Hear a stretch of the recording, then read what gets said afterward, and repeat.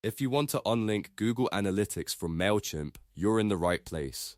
In this quick tutorial, I'll walk you through the exact steps so you can disconnect Google Analytics safely and cleanly in just a few minutes.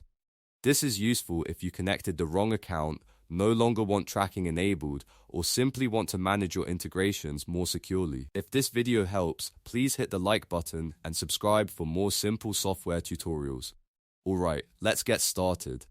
First, go to Mailchimp and sign into the account where Google Analytics is connected. Once you're inside your dashboard, look for the integrations area. This is where Mailchimp stores connected apps and services, including analytics connections.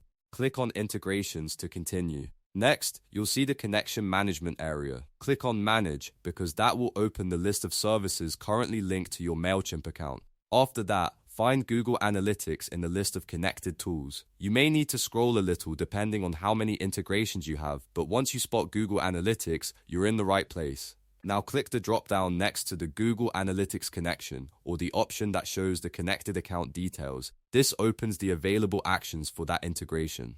From there, click Disconnect. Mailchimp will usually ask you to confirm the action, so review the prompt carefully and click Disconnect again to finalize it. Once that confirmation is complete, Google Analytics will be unlinked from Mailchimp. At that point, the integration will no longer be active, and Mailchimp should stop using that connected analytics account for tracking related features. If you ever need to reconnect it later, you can always return to the integrations area and set it up again. That's all there is to it. You've now successfully unlinked Google Analytics from Mailchimp. If this tutorial saved you time, don't forget to like the video, subscribe to the channel, and turn on notifications so you never miss the next step-by-step guide. Thanks for watching, and I'll see you in the next one.